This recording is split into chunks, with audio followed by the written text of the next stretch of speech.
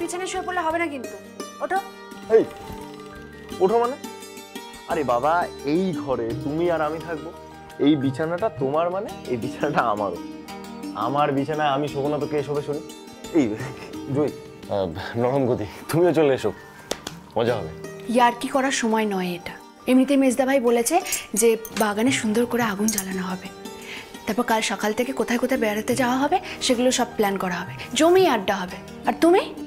তাই বলছি যে এইভাবে ধপাস করে বিছানায় শুয়ে পড়লে হবে না। ওঠো ওঠো ওঠো। এই দাঁড়াও দাঁড়াও দাঁড়াও, কি বললে এক্ষুনি? সবাই মিলে আড্ডা দেবো? এত আড্ডার কি আছে? এই তো ট্রেনে আস্তে আস্তে কতক্ষণ আড্ডা দেওয়া হলো, গাড়িতে আস্তে আস্তে আড্ডা দেওয়া হলো, এখানে এসেও কতক্ষণ কথাবার্তা বলা হলো, আবার ডিনারে বসেও কত গপ্পগুজব হবে। এত আড্ডা দিলে তো আমার প্রবলেম হয়ে যাবে, তাই না? বাবা, এত কেন রাগ করছো তুমি? কেন এরকম করছো? আরে একটু পরে রাত বাড়লে সবাইকে ডিনার করতে হবে, তারপর সবাই শুয়ে পড়বে। ইয়েস, ইউ আর রাইট জয়, একদম ঠিক কথা বলেছো। আর আমি অপেক্ষায় আছি এই গোটা বিষয়টা কত তাড়াতাড়ি শেষ হয়ে সবাই ঘুমিয়ে পড়ে, তারপর দেখি। ছাড়ো, আমি বুঝে গেছি আমাকে কি করতে হবে। তুমি একটা কাজ করো, তুমি তাড়াতাড়ি তৈরি হয়ে নাও। মেজদা ভাই এসে যদি দেখে তুমি এখনো তৈরি নও, তোমাকে ডাকতে আসবে। কথা শোনালে কিন্তু আমাকে বলতেই শোনা, ঠিক আছে? হ্যাঁ, আমি তো তোমাকে সেটাই বলার চেষ্টা করছি। তুমি যাও, মেজদা ভাই কিন্তু কাঠটা জোগাড় করতে শুরু করে দিয়েছে। তুমি যাও, ওদেরকে হেল্প করো। আমি আসছি। ওকে, যাচ্ছি। শোনো, আমার মনের ভেতরটা খুব খুঁতখুত করছে। কেন, কি হয়েছে? জানি না, খালি মনে হচ্ছে কিছু একটা হতে চলেছে, খুব খারাপ কিছু একটা হতে চলেছে। এই এত ভালোর মধ্যে আমি জানি কেউ ক্ষতি করার নেই, তাও মনটা খুব অস্থির লাগছে আমার। খালি মনে হচ্ছে আবার আবার একটা ঝড় আসবে। এখন তো আমাদের পরিবারের সবাই খুব আনন্দে আছে, খুব মজা করছে। খালি মনে হচ্ছে সেই ঝড়টা সব কিছু নাড়িয়ে দেবে। খুব টেনশন হচ্ছে। কি হয়েছে তোমার? হঠাৎ করে এসব কথা কেন বলছো? আসলে ঘর পোড়া গরু তো, তাই সিঁদুরে মেঘ দেখলেই হয়তো ভয় পায়। আমাদের এই পরিবারকে বাঁচাতে, এই সংসারকে বাঁচাতে কত পরীক্ষা দিতে হচ্ছে, আরো কত পরীক্ষা দিতে হবে সেটাই ভাবছি আমি। দেখো জয়, তোমার মনের অবস্থাটা আমি বুঝতে পারছি। তুমি হয়তো যা যা বলছো সবই ঠিক। আসলে এতদিন ধরে বিপদের মোকাবেলা করতে করতে, বিপদ মেটাতে মেটাতে এখন হয়তো মনে হচ্ছে আবার নতুন করে যদি বিপদ হয় তাহলে কি হবে। আমি বুঝতে পারছি, কিন্তু তবুও বলছি, এভরিথিং উইল বি ফাইন। সব ঠিক হবে জয়, ওকে?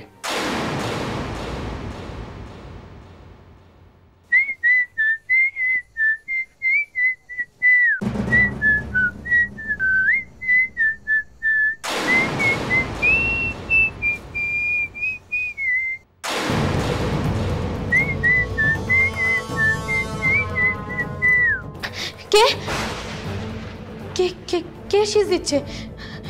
রনি? রনি এখানে এসেছে নাকি?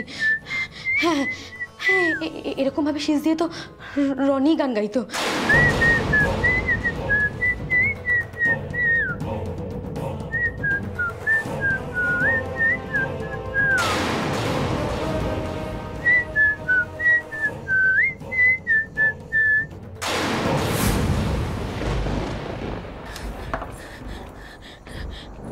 কে?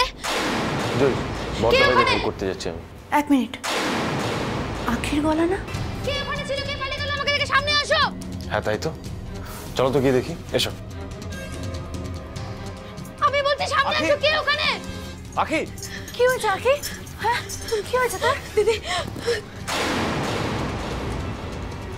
কি হলো? চুপ করে থাকিস না, বল কি হয়েছে? দিদি দিদি কেন জানি না মনে হলো আমার আমার ঘরের বাইরে কে একটা ছিল। আর যখনই আমি বাইরে এলাম তখন এসে দেখি কেউ নেই। দিদি, কেউ একটা ছিল আমার ঘরের বাইরে। দিদি, কেউ ছিল। কে থাকবে? আমার মনে হয় তোর ভুল হচ্ছে কোনো, কারণ এই হোটেলে তো বেশিরভাগ লোকজন আমাদেরই। আমার সত্যি মনে হচ্ছে তুই ভুল দেখেছিস কাউকে। হ্যাঁ, জুই ঠিকই বলছে। আর সব থেকে বড় কথা, এই মুহূর্তে বড়দা ভাই, মেজদা ভাই, শেষদা ভাই এরা সব কাঠ জোগাড় করছে বনফায়ারের জন্য। ওরা এখানে কি করে আসবে? আর এলেই বা সরে যাবে কেন? দেখো, আমারও মনে হচ্ছে তোমার মনের ভুল। কাউকে তো দেখতে পাচ্ছি না আমি আশেপাশে।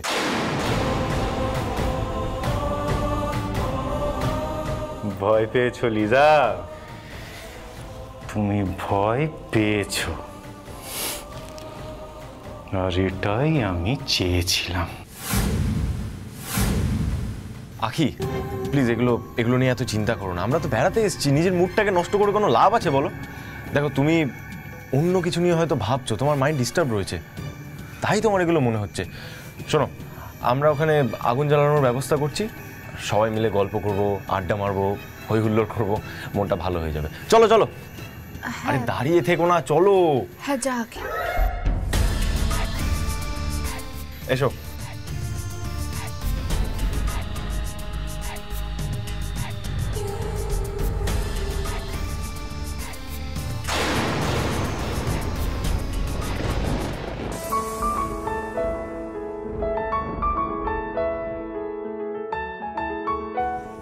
সর সর সর।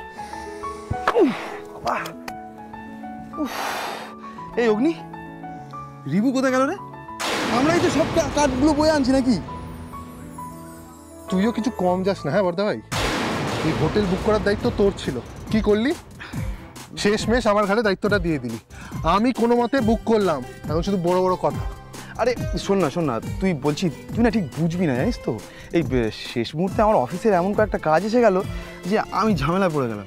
কিন্তু রিবু, ওর কি ঝামেলা আছে বলতো? হ্যাঁ তুই হ্যাঁ চুপ না না না, কি করছিস কি?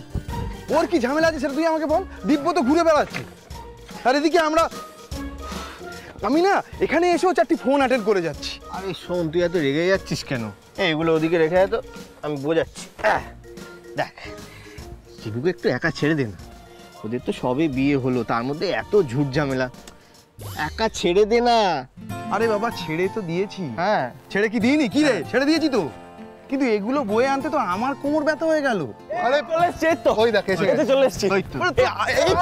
আস্তে আস্তে। এই আমায় নিয়ে আলোচনা করছিলি? হ্যাঁ বল, এসে গেছি, কি করতে হবে বল। আর শোন, এই সামান্য একটা হালকা কাঠ বয়ে এনে মহাবীর হনুমান সাজিস না, বুঝলি? দেখ দেখ দেখ, ঠিক বলেছে একদম।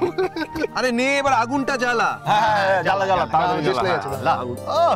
হ্যাঁ, আমার না, তুই বেশি চিন্তা করিস, জানিস তো? আর ঝগড়া করিস না। হ্যাঁ, এই জ্বালা তো তুই জ্বালা।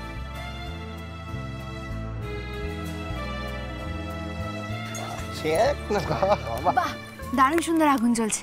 এবার মনে হচ্ছে আড্ডাটা একেবারে জমে যাবে। আগুন জ্বেলে দিয়েছিস? হ্যাঁ, ভালো করেছিস। এখানে বসো বাবা, চেয়ার আছে এখানে। মা বসো না। কাবেরী এখানে বসো। দেখে দেখে।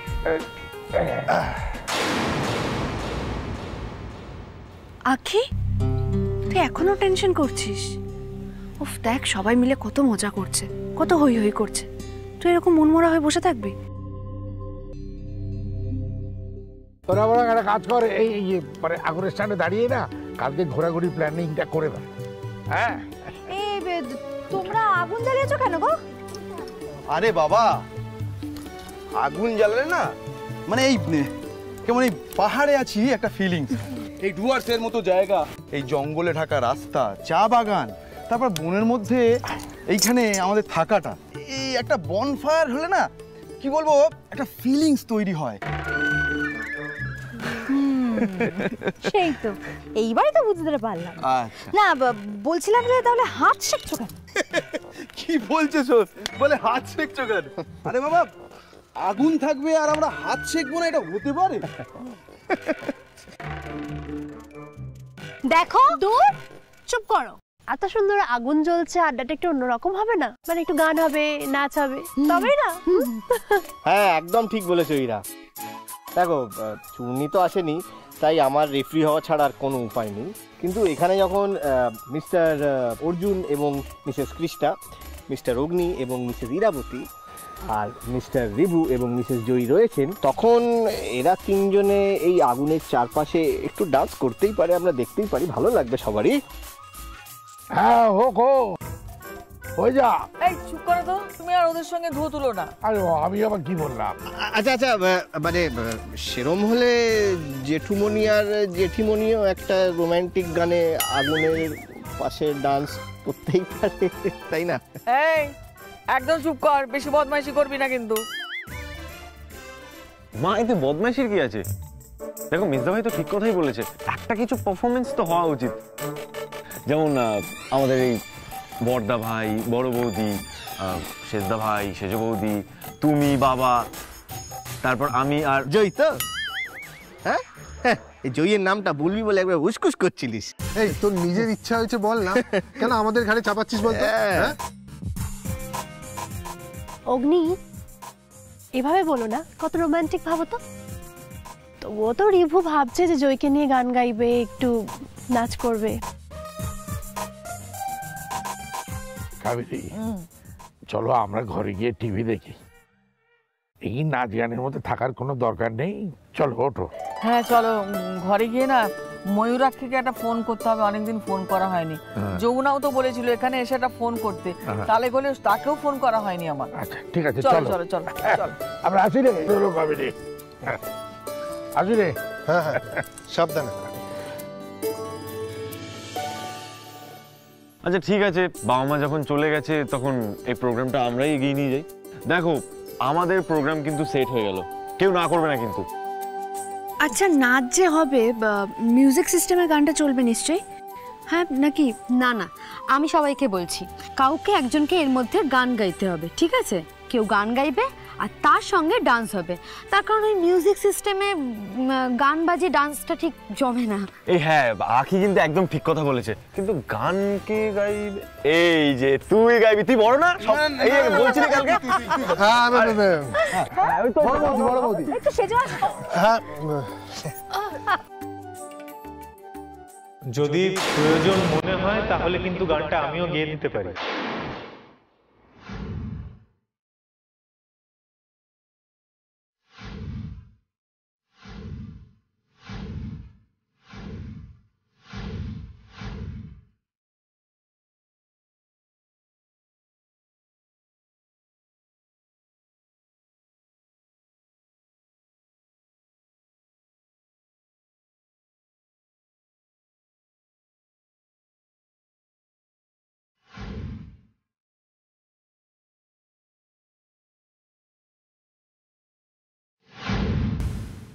রনি, রনি তুমি এখানে?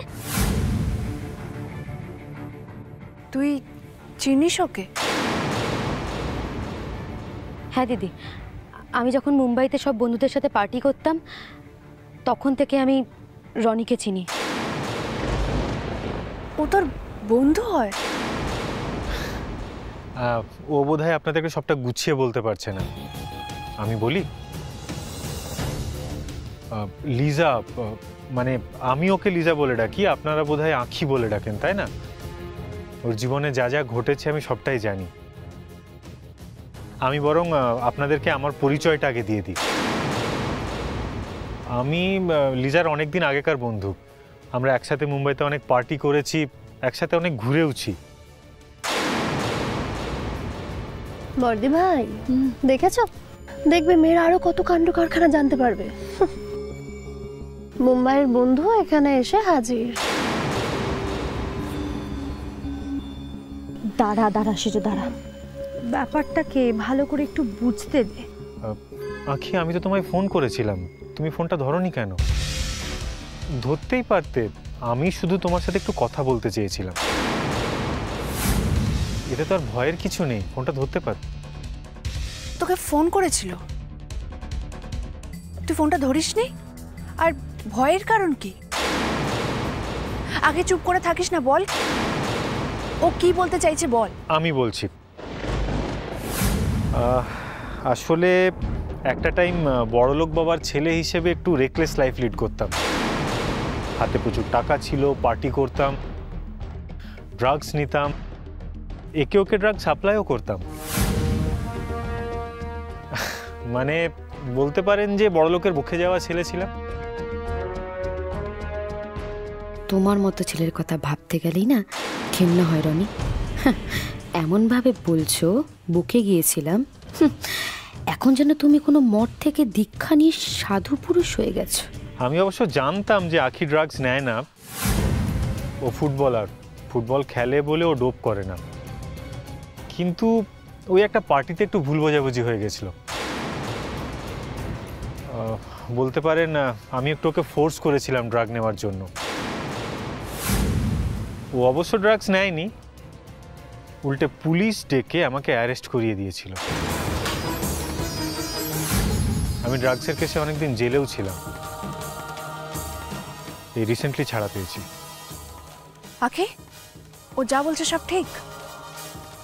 হ্যাঁ দিদি, ও যা বলছে একদম ঠিক কথা বলছে। কিন্তু রনি মোটেও ভালো ছেলে নয়। ও আমার থেকে বদলা নিতে চায়, ও আমার ক্ষতি করতে চায় দিদি। আখি তুমি ভুল করছো। দেখো, যদি বদলা নেওয়ার থাকতো তাহলে কি আমি সবার সামনে এতগুলো কথা স্বীকার করতাম? এক মিনিট, আপনি সত্যি করে বলুন তো, আপনি এখানে কেন এসেছেন? আপনি জানলেন কি করে ও এখানে আছে? দেখুন আখি যে এখানে, এটা আমি সত্যি জানতাম না। আমি এখানে এসেছি সম্পূর্ণ একটা অন্য কারণে। আমি এখন ড্রাগস বা অন্য কোনো রকম নেশার থেকে অনেক দূরে। জীবনের অনেকটা সময় আমার জেলের মধ্যে কেটে গেছে, আর এখন আমি জীবনটাকে নতুনভাবে গড়ার চেষ্টা করছি। তোমার মতো ছেলে রনি জীবনটাকে অন্যভাবে করতে চেয়েছো? আমি জানি আখি, আমার কথাগুলো এখন বিশ্বাস করা খুব কঠিন।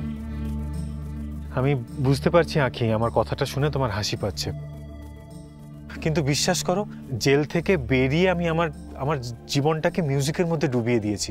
দেখো, আমি এখানে এসেছি একটা বিশেষ কারণে। এই ডুয়ার্সের এই অঞ্চলের ফোক সংগুলো নিয়ে আমি একটা কম্পোজিশন বানানোর প্ল্যান করছি, সেই জন্যই আমি এখানে এসেছি। ও আচ্ছা, তাই নাকি? হ্যাঁ, আর আমি যখন বাগডোগরাতে নেমেছিলাম তখনই লিজার ব্যাপারে খোঁজ নিয়েছিলাম। তখনই ওর ব্যাপারে জানতে পারলাম যে ওর বাবাকে খুঁজে পেয়েছে, দিদিকে খুঁজে পেয়েছে, এরকম একটা ফ্যামিলি পেয়েছে।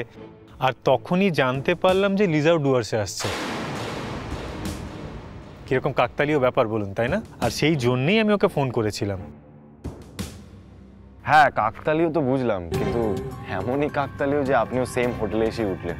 এক্স্যাক্টলি, কি অদ্ভুত ব্যাপার না? আপনারা যখন আজকে রিসর্টে আসছিলেন, আমি তখন আপনাদের জানলা দিয়ে দেখছিলাম, আর তখন নিজেই ভাবছিলাম যে আমি লিজার খোঁজ নিচ্ছিলাম আর লিজা এখানেই হাজির হয়ে গেল। দেখুন, আপনারা বিশ্বাস করুন, আমি এখানে কোনো রকম কোনো প্রতিশোধ নিতে আসিনি। লিজার উপর আমার কোনো রাগ নেই।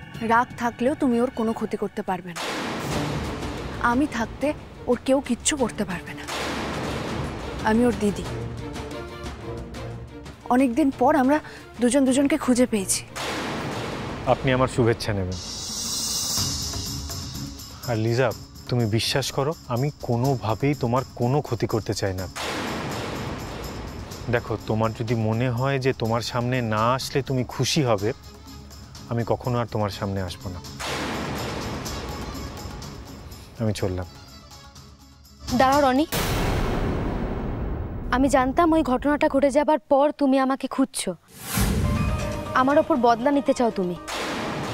কিন্তু বিবির মতো একজন পাওয়ারফুল লোকের মেয়ে বলে তুমি আমাকে ছুঁতেও পারোনি। তাই তোমার ফোনটা আসার পর আমি ভয় পেয়ে গেছিলাম। আমি ভেবেছিলাম তুমি আমার ক্ষতি করতে চাও। সেই কারণেই তুই এত অস্থির হয়েছিলি? তবে তুই আমাকে মিথ্যে কথা বলেছিলি। আখি, তুই আমাকে বলতে পারতি। হ্যাঁ রে দিদি, আমি কালকে যখন রনির ফোনটা পেলাম তখন থেকেই আমি ভয়ে ছিলাম। আমি বুঝতে পারছিলাম না রে দিদি যে আমি তোদেরকে এই কথাটা কি করে জানাবো।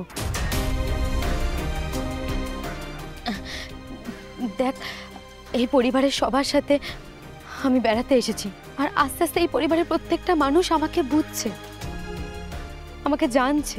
এখনই যদি আমার ঝামেলার কথা পরিবারের সবাইকে বলি, তাহলে তারা ব্যাপারটা মেনে নেবেই বা কেন, বলতে পারিস? একদম ঠিক ভাবছো। তুমি জয়ীর বোন, তাই তোমার জন্য আমরা আর নতুন করে কোনো বিপদে পড়তে চাই না। চুপ করো না, এসব কি বলছো? কিন্তু রনি, ডোন্ট ওয়ারি, আমি আর এটা নিয়ে ভাবছি না। এছাড়া আমি যেই জিনিসটাকে নিয়ে ভয় পাচ্ছিলাম সেটা তুমি কাটিয়ে দিয়েছো। বাই দ্য ওয়ে রনি, তুমি চলে যেতে চাইছো কেন? আরে আমাদের গ্রুপে আমরা তোমাকে বেশি করে ওয়েলকাম করবো, because you are a singer, তুমি গান গাইতে পারো। দেখো, আমরা সব কাপিলরা ডান্স করবো, তুমি একটা রোমান্টিক গান গেয়ে দেবে, ব্যাস তাহলেই হবে। শিওর, আখিও খুব ভালো করেই জানে যে আমি গানটা খুব একটা খারাপ গাই না।